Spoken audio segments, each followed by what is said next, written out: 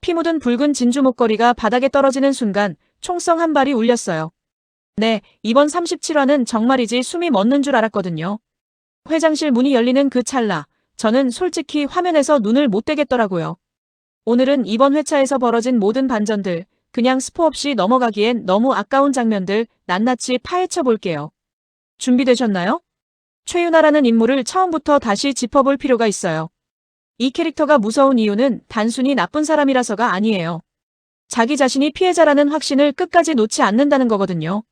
자신이 저질러온 모든 일들 학력 위조, 과거 은폐 이 모든 것들이 사실은 불공평한 세상이 자기한테 강요한 결과물이라고 믿고 있어요.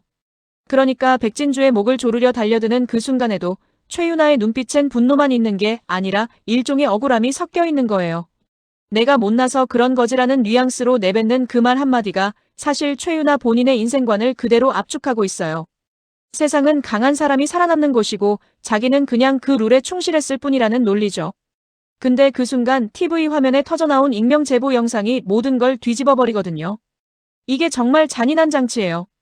최유나가 가장 자신있게 휘두르던 무기, 즉 나는 능력 있는 사람이라는 정체성이 공개적으로 박살나는 순간이니까요. 그것도 자기가 누군가의 목을 조르려던 바로 그 시점에 가해자가 피해자로 역전되는 게 아니라 가해자가 가해자로 낙인 찍히는 그 순간이에요. 최유나의 절망은 단순한 패배가 아니라 나는 옳았다는 믿음 자체가 무너지는 거라서 더 처절하게 느껴졌어요. 여기서 잠깐 여러분은 어떻게 생각하세요? 최유나가 이 순간에도 끝까지 자기 합리화를 이어갈 것 같으세요? 아니면 처음으로 자기 자신을 직면하게 될까요? 댓글로 의견 남겨주세요. 진짜 궁금하거든요. 자, 이제 이번 화의 진짜 주인공 얘기를 해볼게요. 김단희예요. 김단희가 이번 회차에서 보여준 건 단순한 복수가 아니에요. 이건 일종의 체스 게임이에요. 상대방이 어떤 수를 둘지 이미 다 예측하고 그 예측 위에 자기 판을 깔아놓는 방식이거든요. 클로이라는 인물을 기억하시죠? 자신을 협박해왔던 그 존재를 처단하는 방식이 정말 소름 돋았어요. 클로이가 쥐고 있던 증거사진, 즉 클로이 자신이 유리하다고 믿었던 바로 그 카드를 역이용하는 거거든요. 오히려 그 사진이 클로이가 아델그룹 관련 자금을 가지고 기사와 사진을 조작했다는 프레임으로 둔갑해서 검찰로 넘어가요. 이게 얼마나 치밀한 설계냐면요. 클로이 입장에서는 자기가 가진 증거로 상대방을 옥죄려 했는데 그 증거 자체가 부메랑이 되어 자기 목을 조르는 상황이 된 거거든요. 그리고 김단희가 클로이에게 건네는 말의 뉘앙스가 정말 서늘해요. 비밀을 지켜주겠다고 했지만 죽은 자는 말이 없는 법이야 라는 식의 차갑고 담담한 어조. 사회적으로 매장당하는 사람도 결국 사라진 것과 마찬가지라는 굉장히 냉혹한 세계관이 반영된 대사예요. 근데 여기서 제가 주목하고 싶은 건 김단희의 내면 상태예요. 복수극을 이어가는 내내 그녀의 감정선이 흔들리지 않는 것처럼 보이지만 사실은 그게 아니에요. 이미 거짓 신분이라는 시한폭탄을 안고 달리는 사람이거든요. 박현준이 그 결정적 단서를 손에 쥐게 되는 순간 김단희의 설계는 완전히 새로운 국면에 접어들어요.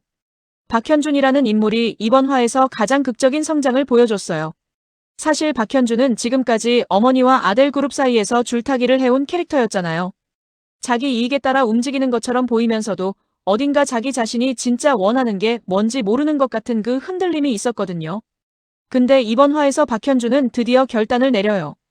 어머니와 아델그룹의 더러운 민낯에 완전히 등을 돌리는 거예요. 그리고 김단희가 숨겨온 거짓 신분의 결정적 단서를 손에 넣게 되지만 이를 폭로하는 대신 김단희와 함께 자폭할 계획을 세워요. 이게 단순한 로맨스적 결단이 아니에요. 박현준 입장에서는 자기 어머니, 자기가 속해 있던 조직, 자기가 누려온 모든 특권에 스스로 칼을 꽂는 행위거든요. 아델그룹 창립기념회 현장에서 모든 비리 문서와 자신의 유언장을 공개하려 한다는 계획은 살아서 돌아올 생각을 하지 않겠다는 선언이기도 해요. 그래서 이 장면이 더 슬프게 느껴지는 거예요. 박현준은 김단희의 복수를 돕는 게 아니라 자기 자신의 죄를 씻으려는 거거든요. 그 무게감이 화면에서 고스란히 전해졌어요. 여기서 잠깐 아직 구독 안 하셨다면 지금 눌러주세요. 다음 회차 리뷰도 바로 받아보실 수 있어요. 붉은 진주, 이제부터가 진짜 시작이거든요. 저 진짜 뒤로 넘어갈 뻔했어요. 최유나를 범인으로 확신한 박태호가 그녀를 회장실로 불러 목을 조르려던 그 찰나 문이 열리거든요.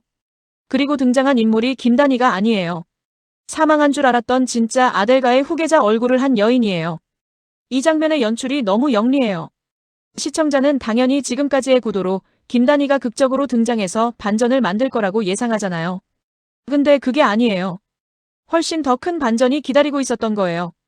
그리고 경악한 박태호 앞에서 김단희가 서늘하게 웃으며 건네는 그 한마디 이제 진짜 주인이 돌아왔으니 당신은 그 자리에서 내려오셔야죠 라는 뉘앙스의 말이 화면을 꽉 채우는 순간 화면이 암전되며 총성이 울려요. 피 묻은 붉은 진주 목걸이가 바닥에 떨어지는 그 이미지로 회차가 끝나는데 이게 상징하는 바가 너무 다층적이에요. 붉은 진주는 처음부터 이 드라마에서 권력의 대물림을 상징하는 오브제였잖아요. 그 목걸이가 피 묻은 채로 바닥에 떨어진다는 건 이 권력 게임에서 아무도 깨끗한 손으로는 살아남을 수 없다는 메시지로 읽혀요. 그리고 가장 중요한 관전 포인트가 세 가지 남았어요. 첫째, 클로이예요. 감옥에 끌려가기 직전 클로이가 박태호에게 김단희의 정체를 메시지로 전송했을 가능성이 있거든요. 만약 그렇다면 박태호는 이미 모든 걸 알고 있을 수도 있어요. 회장실 신이 처음부터 함정이었을 수도 있다는 거죠. 둘째, 백진주예요. 최윤아를 무너뜨린 백진주가 다음 타깃으로 김단희를 겨냥할지 아니면 의외의 연대를 이어갈지가 진짜 궁금해요. 백진주는 지금까지 철저히 자기 생존 논리로 움직여온 캐릭터거든요. 그 생존 본능이 이번엔 어느 방향으로 튈지. 셋째, 박민준이에요. 신PD 미팅 현장에서 사라진 박민준이 들고 간 비밀 장부의 정체. 이게 아직 뇌관이 터지지 않은 폭탄처럼 남아있거든요. 여러분은 어떻게 보셨어요? 이번 엔딩의 총성이 누구를 향한 것 같으세요? 박태호? 아니면 예상 밖의 인물? 댓글에 여러분 추측 남겨주세요. 자, 이제 완전히 제 뇌피셜 구간이에요. 이건 제 개인적인 예측인데요. 시나리오 1. 클로이의 배신이 모든 걸 뒤엎는다. 클로이가 감옥으로 끌려가기 직전 자기 마지막 카드를 썼을 가능성이 있어요. 바로 박태호에게 김단희의 진짜 정체를 메시지로 넘기는 거죠. 근거는 이번 화에서 클로이의 눈빛이에요. 끌려가면서도 그녀의 표정엔 패배한 사람의 절망이 아니라 마지막 수를 두고 가는 사람의 서늘한 냉정함이 있었거든요. 만약 이게 맞다면 39화의 박태호는 이미 모든 걸 알고 있는 상태에서 김단희를 회장실로 불러들인 거예요. 그 총성은 김단희를 향한 게 될 수도 있어요. 그리고 진짜 후계자의 등장은 박태호에게도 예상 밖의 변수로 작용하면서 3파전이 될 수 있죠. 시나리오 2. 박민준의 장부가 판을 통째로 뒤집는다. 제가 이번 화에서 가장 신경 쓰인 건 사실 박민준이에요. 신PD 미팅에서 조용히 사라진 이 인물이 들고 간 비밀 장부 이게 단순한 비리 증거가 아닐 수 있어요. 아델그룹의 실소유권 구조, 즉 진짜 후계자가 누구인지를 법적으로 증명할 수 있는 문서일 가능성이 있거든요.